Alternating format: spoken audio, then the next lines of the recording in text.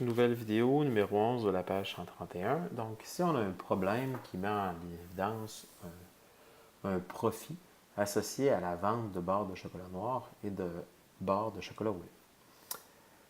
Si on prend le temps d'analyser notre problème, donc on dit qu'Arturo réalise un profit de 80 en vendant 50 barres de chocolat au lait et 60 barres de chocolat noir. Donc j'ai des barres de chocolat noir et j'ai des barres de chocolat au lait.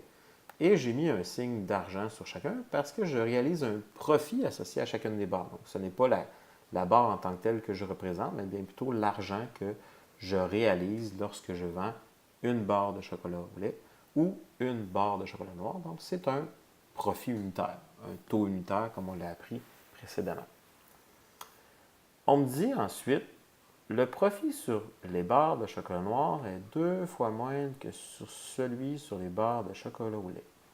Donc, une barre de chocolat noir rapporte moins d'argent qu'une barre de chocolat au lait. En fait, ça ne rapporte pas juste moins d'argent, ça rapporte 2 fois moins d'argent. Donc, je pourrais considérer qu'une barre de chocolat au lait, j'ai une équivalence. En fait, une barre de chocolat au lait rapporte le même profit que 2 barres de chocolat noir. Il y a une équivalence entre les deux. Donc, je sais cette réalité-là en termes de profit.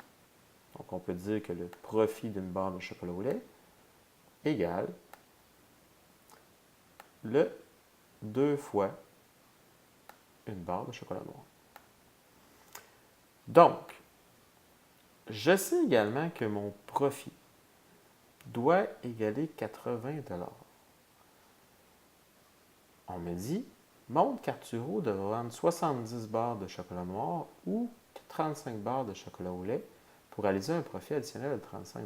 Donc, le problème ici, c'est que je dois déterminer en fait quel est le profit, quelle est la quantité d'argent que je fais lorsque je vends une barre de chocolat au lait ou une barre de chocolat noir, sachant que je fais 2 fois plus d'argent en vendant du chocolat au lait.